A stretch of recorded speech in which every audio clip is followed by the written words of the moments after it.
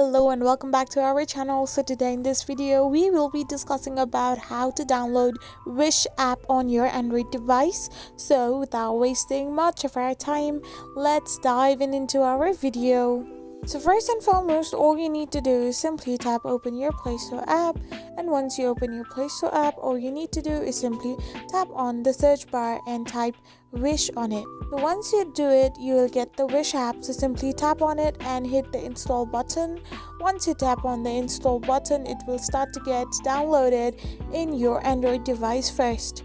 So once the download process completes in a matter of minutes, all it needs is the installation process to get completed. After downloading, it will start to get installed in your device as well, and in matter of seconds it will get completely installed and you can simply tap it open from your home screen or your Play Store. So this is how you download Wish on Android. I hope you found this video helpful, so don't forget to hit that subscribe button and do give us a thumbs up.